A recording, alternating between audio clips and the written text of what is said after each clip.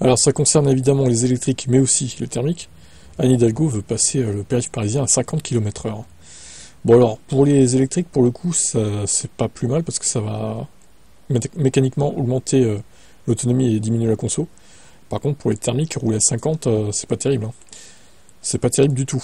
Donc là, une surconsommation qui va être engendrée, je pense. 70, c'est la bonne vitesse pour les thermiques, pour le coup. Mais 50, waouh, c'est moins bien. Et puis surtout, ça va faire rager les Parisiens, parce que ça va à 50 km/h, c'est long, hein.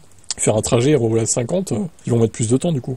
En novembre dernier, l'Édile assurait que cette baisse de limitation permettrait de lutter contre la pollution environnementale et sonore. De nombreuses voix avaient dénoncé ce projet à l'époque. Le ministre des Transports s'y était fermement opposé, tout comme le préfet de police de la capitale, Laurent Nunez.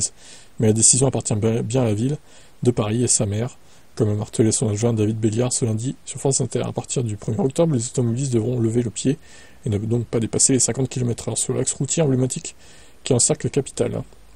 C'est une folie. Bientôt le périph' en marche arrière obligatoire. La fête est finie sur les réseaux sociaux. Évidemment, les gens sont très vénères.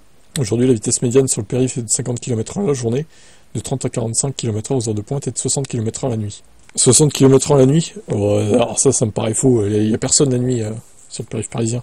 Les gens roulent à 70, c'est ridicule. J'en suis pas du tout convaincu là de ces chiffres, hein. Et la journée peut-être, ouais, du coup, mais les utilisateurs craignent déjà une explosion des nombres d'amendes. Bah, ça c'est fait pour, hein. De toute façon, les gens vont refuser au début de rouler à 50.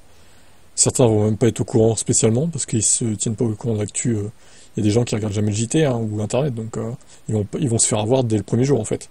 Donc, à voir ce que ça va donner. Bon, moi, je m'en fous, je n'habite pas en région parisienne, et j'en suis bien content, d'ailleurs. Je vous plains, hein, vraiment, ceux qui habitent en région parisienne. Je sais pas comment vous faites pour vivre dans ce zoo, hein, littéralement. Appelons ça comme ça. Une fourmilière. Ou une fourmilière, ouais. Le terme est meilleur. C'est une fourmilière. Je sais pas comment vous faites. Je pourrais pas, perso. Vous en pensez quoi, cette nouvelle règle?